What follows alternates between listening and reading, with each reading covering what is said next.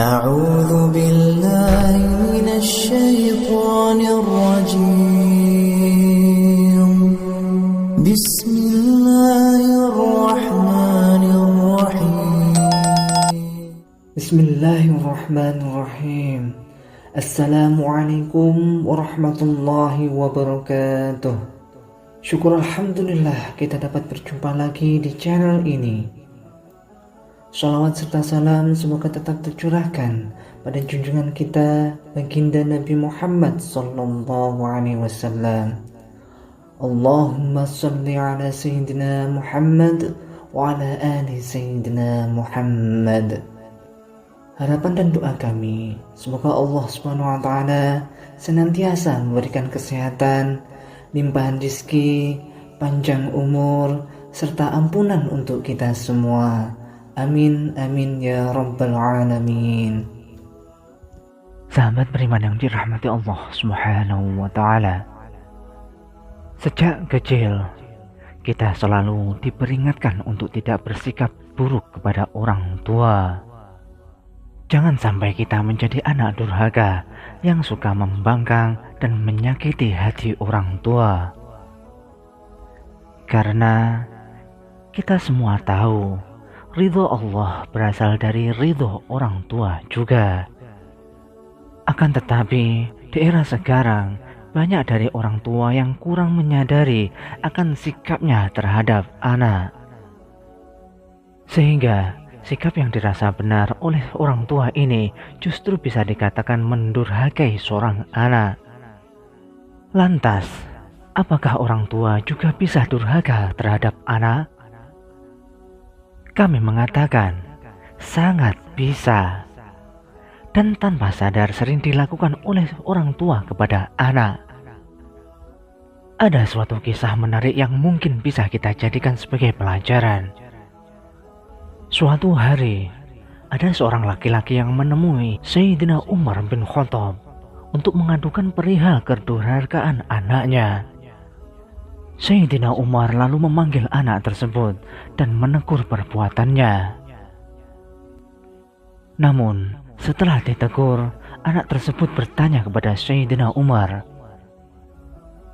"Wahai Amirul Mukminin, bukankah anak memiliki hak atas orang tuanya?" Sayyidina Umar menjawab, "Tentu, benar." Lantas anak tersebut bertanya, "Apa hak seorang anak, wahai Amirul Mukminin?" Lalu Sayyidina Umar pun menjawab, "Memilihkan calon ibu yang baik untuknya, memberikan nama yang baik, dan mengajarkan Al-Quran." Kemudian si anak tersebut berkata, "Wahai Amirul Mukminin, ayahku tidak pernah melakukan satu pun dari apa yang Tuan sebutkan. Ibuku, wanita berkulit hitam, bekas budak beragama Majusi. Ia menampakkanku ju'lan, dan dia tidak mengajariku satu huruf pun dari Al-Quran." Mengetahui jawaban si anak, Sayyidina Umar pun mendekati orang tua itu dan berkata, "Engkau datang mengadukan kedurhakaan anakmu, padahal engkau telah durhaka kepadanya sebelum ia mendurhakaimu. Engkau telah berbuat buruk kepadanya sebelum ia berbuat buruk kepadamu." Mendengar jawaban Sayyidina Umar, lalu laki-laki tersebut pun minta maaf kepada anaknya dan berjanji akan mendidiknya dengan baik. Wahai sahabat, dari kisah tersebut dapat disimpulkan bahwa terdapat dosa besar yang dilakukan orang tua terhadap anak, entah disadari atau tanpa disadari. Lalu, apa saja dosa besar orang tua terhadap anak tersebut? Yaitu pertama, bersikap kasar terhadap anak, mencaci maki, memanggil nama yang tidak baik, dan mendoakan yang buruk. Wahai sahabat, sebagai orang tua, kita sangat tidak dianjurkan untuk memaki anak karena perilakunya yang tidak kita sukai. Apabila kita menemukan sikap anak yang tidak kita sukai, Hendaknya nasihatilah dengan lembut dan tetap dengan penuh kasih sayang. Rasulullah SAW pernah bersabda, "Sesungguhnya kalian akan dipanggil pada hari kiamat dengan nama-nama kalian dan nama ayah kalian, maka perbaikilah nama kalian." Hadis riwayat Imam Abu Dawud. Oleh sebab itu, marah atau memaki anak sangatlah tidak dianjurkan, apalagi sampai memaki anak dengan memanggil nama yang tidak sesuai dengan nama si anak. Lalu yang kedua adalah pilih kasih terhadap anak. Orang tua yang memiliki anak lebih dari satu sangatlah tidak dianjurkan pilih kasih, atau bahkan memberi lebih kepada anak kesayangan dibandingkan dengan anaknya yang lain. Sehingga yang terjadi adalah ada anak lain yang merasa terabaikan. Sikap pilih kasih orang tua kepada anak bisa memicu putusnya tali silaturahmi antara sesama anak, dan juga bisa menyebabkan kecemburuan sosial di antara anak-anak yang lain. Dalam hadis sahih yang diriwayatkan oleh Imam Muslim pernah menjelaskan bahwa Nu'man bin Bashir pernah bercerita, "Ayahku menginfakkan sebagian hartanya untukku. Ibuku Amrah binti Rawahah kemudian berkata, 'Saya tidak suka engkau melakukan hal itu,' sehingga menemui baginda Nabi Muhammad SAW. Ayahku kemudian berangkat menemui Rasulullah SAW sebagai saksi atas sedekah yang diberikan padaku. Rasulullah berkata kepadanya, 'Apakah engkau melakukan ini kepada seluruh anak-anakmu?' Ia berkata, 'Tidak.' Lantas Rasulullah SAW bersabda, 'Bertakwalah kepada Allah dan berlaku adillah kepada anak-anakmu.' Ayahku kemudian kembali dan menarik lagi sedekah itu. Hadis riwayat Imam Muslim.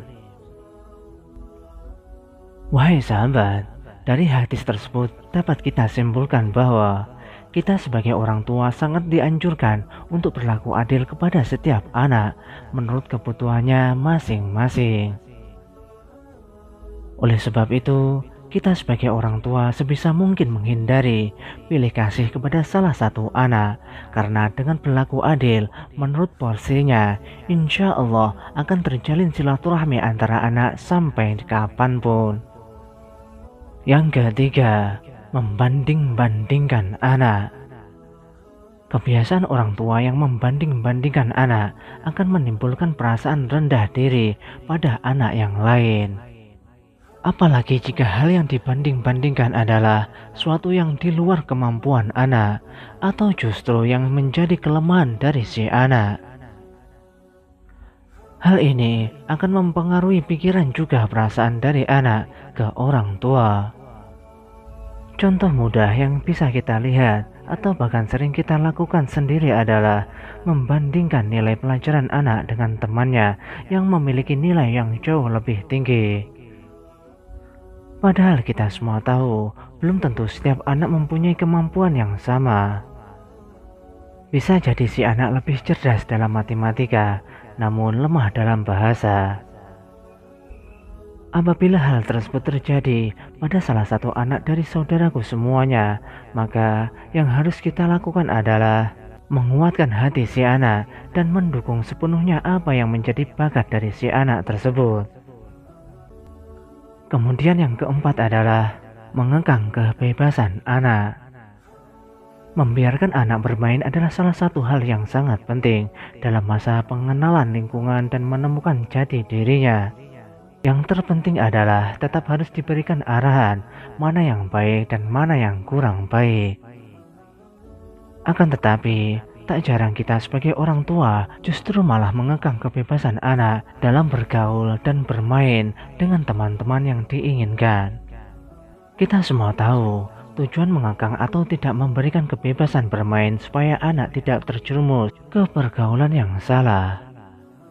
Akan tetapi, ketahuilah Hal tersebutlah yang akan menjadikan si anak mampu berpikir dan mendapatkan pelajaran penting dari perihal perbedaan, dan mampu membedakan mana yang harus ia teruskan berteman, mana yang harus dijauhi. Oleh sebab itu, hindari kekhawatiran yang berlebih terhadap anak. Yang terpenting adalah keterbukaan anak dengan orang tua yang harus tetap terjaga. Tak lain tujuannya supaya si anak akan lebih nyaman bercerita kepada orang tua apabila ada suatu masalah yang belum bisa diselesaikan. Disinilah kesempatan kita sebagai orang tua untuk mengarahkan dan memberikan pengetahuan kepada si anak mengenai baik dan buruknya akan sesuatu hal. Lalu yang kelima adalah mendoakan keburukan kepada si anak. Terkadang kita sebagai orang tua tidak sadar, apabila mendapati anak yang tidak mematuhi perintah, kita langsung berkata buruk kepada anak. Padahal ucapan yang keluar dari mulut orang tua merupakan doa yang bisa jadi langsung dikabulkan oleh Allah Subhanahu wa Ta'ala. Karena Imam Abu Hurairah radhiyallahu anhu mendengar Rasulullah SAW pernah bersabda, ada 3 doa yang dikabulkan: doa orang yang teraniaya, doa orang musyafir, dan doa keburukan orang tua atas anaknya. Hadis riwayat Imam At-Tirmidzi. Maka dari itu, sebagai orang tua, berdoalah kepada anak dengan doa yang baik saja, karena doa orang tua sangat didengar oleh Allah Subhanahu wa Ta'ala. Yang keenam, tidak memberikan pendidikan kepada anak. Yang dimaksud dengan pendidikan hal ini bukan sekedar pendidikan sekolah saja, akan tetapi juga menyangkut berbagai macam aspek kehidupan. Misalnya adalah pendidikan agama, sosial, budaya, dan lain sebagainya. Setiap orang tua wajib memberikan pembekalan keterampilan kepada setiap anak-anaknya, sehingga keterampilan tersebut bisa menghantarkan anak untuk menemukan jati diri perihal menemukan kehidupan yang bahagia dunia maupun akhirat. Apabila kita mengabaikan pendidikan anak, maka bisa dikatakan anak tersebut layaknya anak yatim, padahal masih mempunyai kedua orang tua.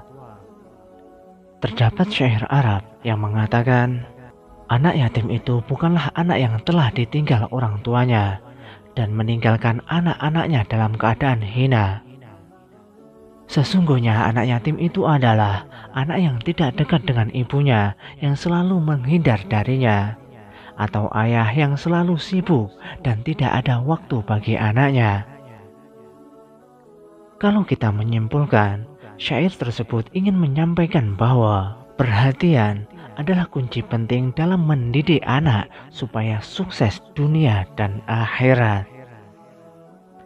Sahabat beriman yang dirahmati Allah Subhanahu wa Ta'ala, demikian 6 dosa orang tua terhadap anaknya yang dapat kami sampaikan.